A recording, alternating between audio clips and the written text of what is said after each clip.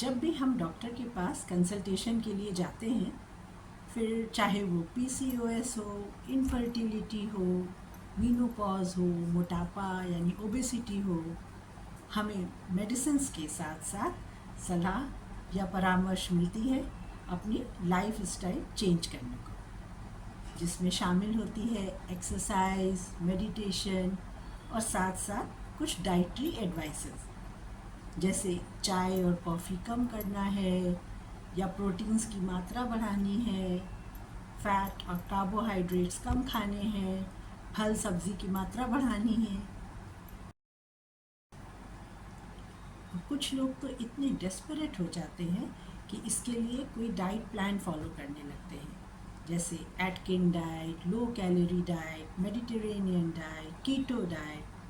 लेकिन उससे होता क्या है कि आप 10-15 दिन तो ये डाइट फॉलो करते हो और उसके बाद बैक टू स्क्वायर वन, या तो आप फिर से अपनी नॉर्मल डाइट पे आ जाते हो और या उससे ज़्यादा खाने लगते हो, यानी आप एक योयो की तरह बन जाते हो।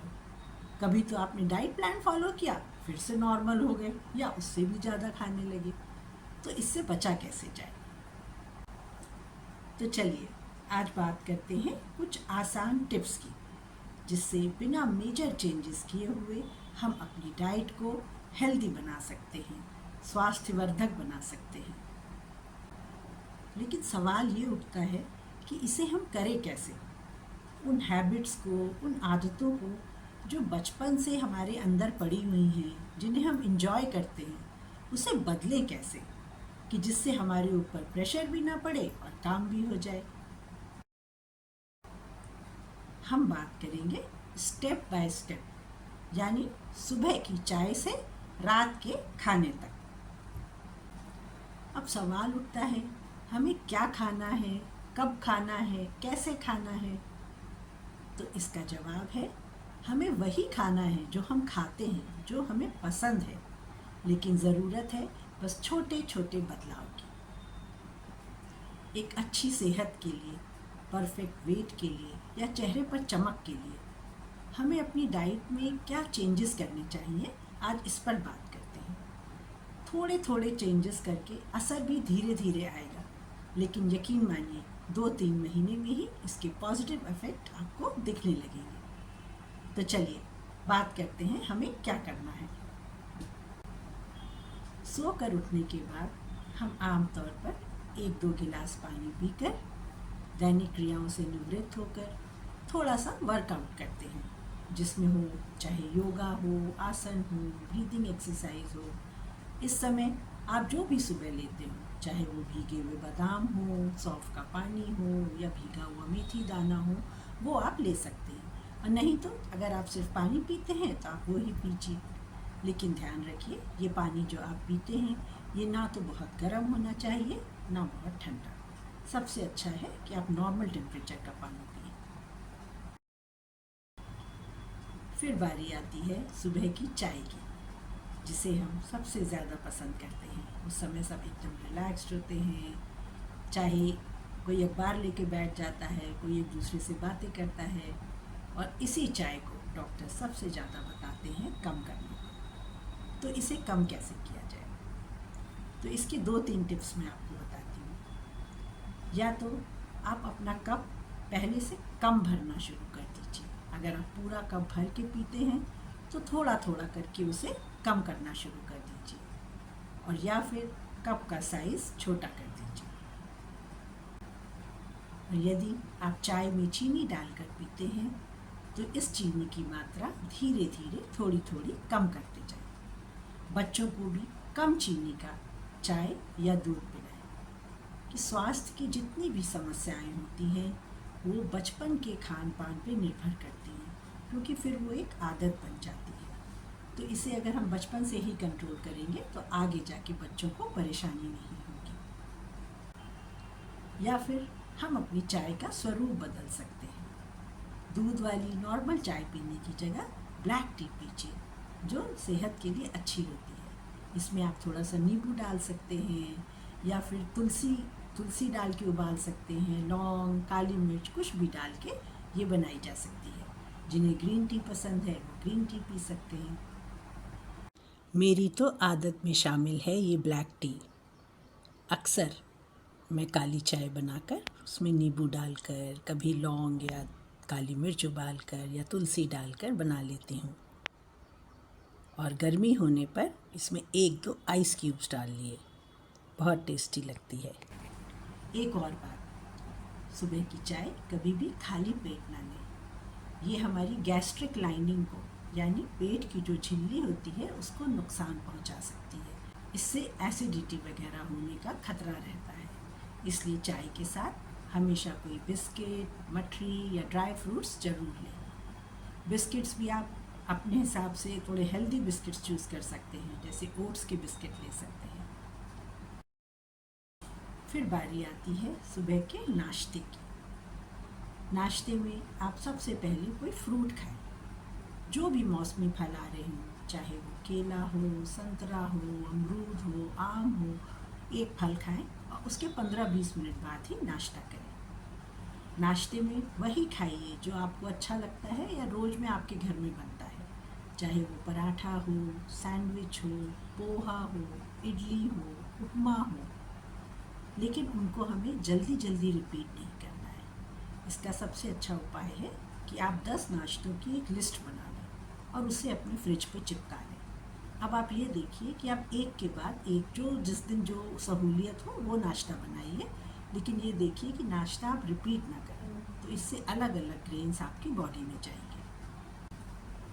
अब कोई भी नाश्ता जल्दी रिपीट ना करने से इसका एक और फ़ायदा होगा, धीरे धीरे ब्रेड का, चीनी का, मैदा का, इसका कंजम्पशन कम होने लगेगा। यदि आप अंडा खाते हो तो अपने नाश्ते में हफ्ते में 3-4 दिन एग ज़रूर शामिल करें। जो भी नाश्ता बन रहा है वो खाइए, साथ में बॉइल्ड एग ले लिया। ऐसे आप अंडे की मात्रा बढ़ा सकते हैं। या पनीर भी अपनी आपको ब्रेकफास्ट में ऐड करना है, तो इसका एक और सरल उपाय है, स्प्राउट्स बना लीजिए और उस स्प्राउट्स को छौंकने के बाद उसमें पनीर काट के मिलाएं, टमाटर, चाट मसाला और नींबू डाल के खाइए। तो ये खाने के बाद आपका जो भी नाश्ता बना है, जैसे पोहा है, पराठा है, वो आप खा सकते हैं। अब जैसे आज आलू की टिकिया बननी है नाश्ते में, तो उसको आलू की पूरी ना बनाकर उसमें आधा पनीर मिला दीजिए, हो गई हेल्दी टिक्की। यदि नाश्ते में दूध लेते हैं तो दूध उबालकर एक दिन पहले फ्रिज में रख दीजिए, उसकी मलाई पूरी उतार दीजिए। लेकिन यदि घर में कोई बच्चा है या बड़ा है जो बहुत दुबला पतला है, उसे एक्स्ट्रा फैट की ज़रूरत है, तो उसे मलाई निकला हुआ दूध ना दें, नॉर्मल दूध दें। अब बात करते हैं लंच की। तो लंच सर्व करने से पहले एक सैलेड की बड़ी सी प्लेट बनाकर डाइनिंग टेबल पर रख दें। बच्चों को टिफ़िन देती हैं तो उसमें सैलेड रख दीजिए। तो सैलेड में आप फल भी डाल सकते हैं और सब्जियां भी, जैसे खीरा, गाजर, मूली, चुकंदर या अनार के दाने डाल दिए, पतली पतली काट के पालक ऊपर से डाल दें, नमक और नींबू डाल दें। हो गई पौष्टिक सैलेड तैयार। अब थाली लगाते समय हमें प्रोटीन की मात्रा बढ़ानी है और कार्बोहाइड्रेट और फैट की मात्रा कम करनी है। तो इसके लिए आप रोटी और चावल की मात्रा कम कर दें और दही, दाल, सब्ज़ी, इनकी मात्रा बढ़ा दें। इसके लिए थाली में आप जो भी कटोरी यूज़ करती हैं, उनकी साइज़ थोड़ा बड़ा कर दीजिए, जिससे हर व्यक्ति, हर जना जो आपके परिवार में है, वो अधिक दाल खाए, अधिक दही खाए, अधिक सब्जियां खाए। दाल बनाते समय या तो मिक्स दाल बनाएं या दाल बदल बदल के बनाएं, क्योंकि हर दाल में अलग अलग गुण होते हैं। जैसे अरहर की दाल में अगर प्रोटीन की मात्रा अधिक है, तो मसूर की दाल में आयरन की, और मूंग की दाल जल्दी डाइजेस्ट होती है। तो इन तीनों को मिलाकर बनाया जा सकता है। अब दाल के साथ एक सब्ज़ी तो सभी बनाते हैं। जो सब्ज़ी भी आप बनाती हैं या जो खाने का मन है वो बनाइए, लेकिन एक हरी सब्ज़ी उसमें ऐड कर दीजिए, जैसे पालक है, मेथी है या चौलाई का साग है, नारी का साग है, कोई एक हरी सब्ज़ी ऐड कर दें। एक और बात, दिन भर में एक आध सब्ज़ी लोहे की कढ़ाई में बनाएं। इससे भोजन में आयरन की मात्रा बढ़ेगी। आयरन से ही हमारा खून बनता है, तो इससे बिना कोई सप्लीमेंट लिए ही आपके शरीर में हीमोग्लोबिन की मात्रा बढ़ेगी, खून की कमी नहीं होगी। पालक, पालक में बहुत अधिक मात्रा में आयरन होता है और साथ ही साथ इसका एक गुण और भी है। डायबिटिक पेशेंट्स में ये शुगर को कंट्रोल करने में भी मदद करता है। तो पालक तो हर समय अपने फ्रिज में रखिए और हर चीज़ में आप उसको डाल सकते हैं। जैसे दाल बनी तो उसमें थोड़ी सी पालक डाल दी, सूखी सब्जी में थोड़ी सी पालक ऊपर से डाल के भून दीजिए, चटनी बनाते समय धनिए के संग पालक मिला दीजिए। यकीन मानिए चटनी के टेस्ट में कोई भी फ़र्क नहीं आएगा।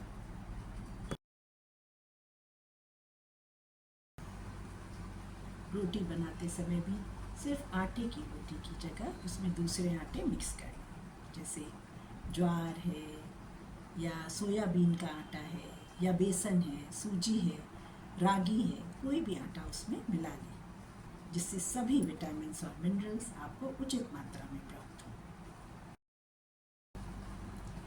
अब बारी आती है शाम की चाय की। तो शाम की चाय के संग नट्स लें, ड्राई फ्रूट्स लें, मूंगफली लें, सनफ्लावर सीड्स हैं, पम्पकिन सीड्स हैं, ये लिया जा सकता है। इनमें विटामिन डी और B12 की मात्रा बहुत अधिक होती है। विटामिन डी कैल्शियम को एब्जॉर्ब करने में मदद करता है। तो जिन लेडीज़ को बड़ी उम्र में ऑस्टियोपोरोसिस की शिकायत होती है, उसके लिए ये बहुत ही फ़ायदेमंद है। इनके साथ साथ इसमें बहुत ही अधिक मात्रा में फाइबर भी होता है। फाइबर के बारे में मैं आपको आगे बताऊंगी। देखिए, बैलेंस डाइट में 7 चीज़ें होनी चाहिए: carbohydrate, protein, fat, vitamins, minerals, fibres और पानी। इन सब की उचित मात्रा भोजन में होनी बहुत ज़रूरी है। फिर बारी आती है डिनर की। तो डिनर की शुरुआत भी हमें सैलेड से करनी है। या तो आप डिनर के पहले खा लीजिए, नहीं तो जब थाली लगाएं तो उस थाली में सैलेड ज़रूर। डिनर करते समय राइस और रोटी दोनों चीज़ नहीं खानी। या तो किसी दिन आप राइस खाइए, किसी दिन आप रोटी खाइए। यदि आप राइस खा रहे हैं तो उसमें प्रोटीन की मात्रा बढ़ाने के लिए या तो आप मंगोड़ी का पुलाव बना सकते हैं, न्यूट्रीनगेट का पुलाव बना सकते हैं, नहीं तो चावल के संग छोला, राजमा, इनको बना सकते हैं। जो लोग चिकन या एग खाते हैं तो वो चिकन या बीच बीच में एग करी ये बनाई जा सकती है। अब जिस दिन आप रोटी खा रहे हैं उस दिन जो सब्ज़ी आप बनाते हैं वो बनाइए, लेकिन एक हरी सब्ज़ी ऐड कर लीजिए, जैसे लौकी या तोरई। अब बच्चे हैं घर में तो जाहिर है दम आलू भी बनेगा, छोले भटूरे भी बनेंगे। तो उसके लिए एक टिप है कि जब आप दम आलू बना रहे हैं, प्याज टमाटर भून के उसको आप पीसते हैं, तो पीसते समय उसमें पनीर मिला दीजिए।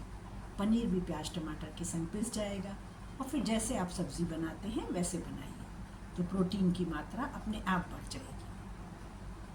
इसी तरह छोला भटूरा बनाते समय मैदे का भटूरा ना बनाकर आटे का भटूरा बनाइए।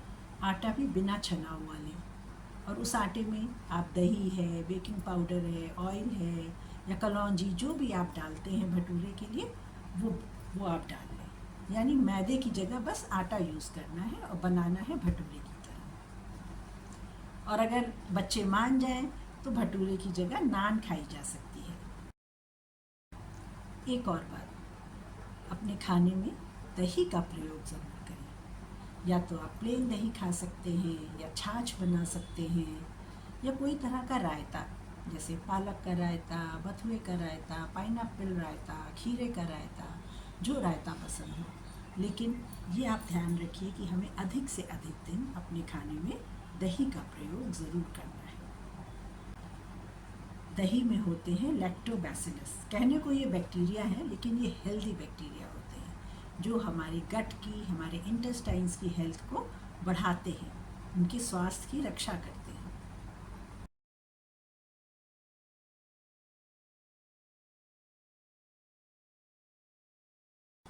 अब आखिर प्रोटीन की मात्रा खाने में बढ़ाने के लिए क्यों कहते हैं? क्योंकि प्रोटीन जो होता है वो उसमें बिल्डिंग ब्लॉक्स होते हैं जिन्हें हम एमिनो एसिड्स कहते हैं। और ये ग्रोथ में और रिपेयर में हेल्प करते हैं। तो बच्चों में ये हाइट बढ़ाने में मदद करते हैं। तो एडल्ट्स में एक अच्छा एनर्जी गिविंग फूड होते हैं। और बड़ी उम्र में ये मसल बिल्डिंग का काम करते हैं, जिससे सार्कोपीनिया जैसी बीमारी होने का खतरा कम हो जाता है।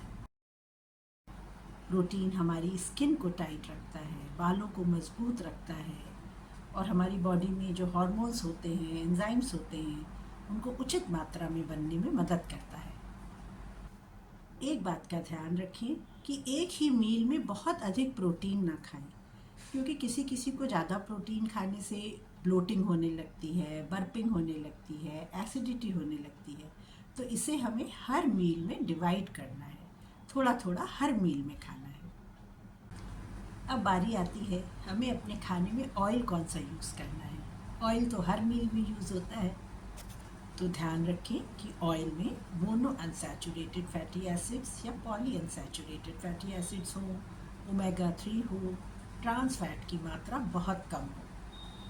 इसके लिए हम यूज़ कर सकते हैं पीनट ऑयल यानी मूंगफली का तेल, ऑलिव ऑयल या सरसों का तेल।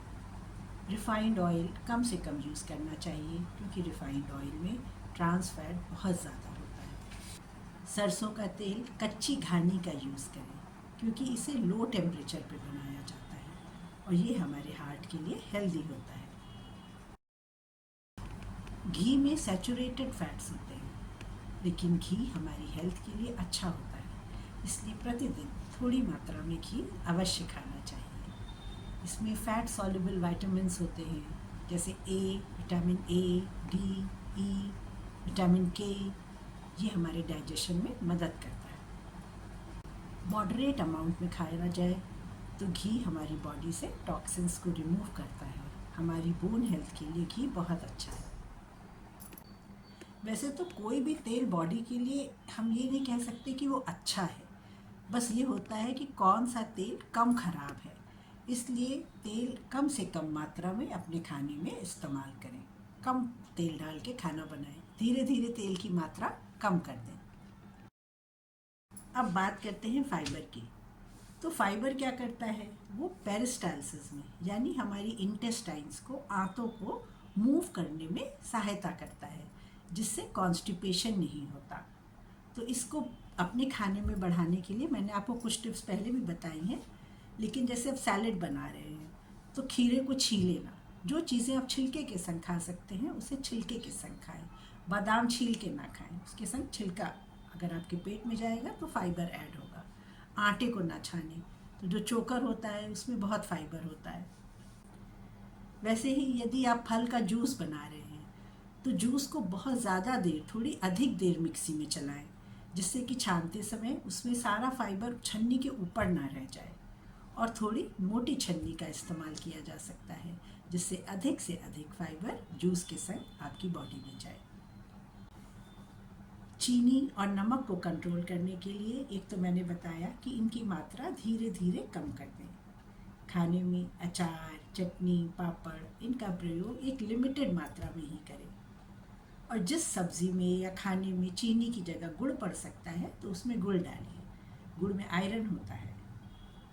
तो अगर इन सब टिप्स को हम फॉलो करेंगे तो हमें इंतज़ार मैंने आपको इतनी सारी टिप्स बताई कि खाने में प्रोटीन की मात्रा कैसे बढ़ाएं। 80 की उम्र में क्या खाना है, क्योंकि हेल्थ की शुरुआत होती है किचन से। तो ये सब छोटी छोटी बातें हैं जो पूरे परिवार के लिए लाभदायक हैं, हेल्दी हैं, फिर चाहे वो 8 साल का बच्चा हो या 80 साल का बुजुर्ग। आशा है मेरा ये वीडियो देख के आप इन छोटे छोटे टिप्स को फॉलो करेंगे, जिससे आपका परिवार रहेगा फिट और आप हो जाएंगी हिट। वीडियो में दी गई जानकारी यदि आपको पसंद आई हो तो इसे आप अपनी फ्रेंड्स और फैमिली के साथ भी शेयर कर सकती हैं। कोई क्वेश्चन या क्वेरी होने पर आप मुझे व्हाट्सएप करके अपना सवाल पूछ सकती हैं।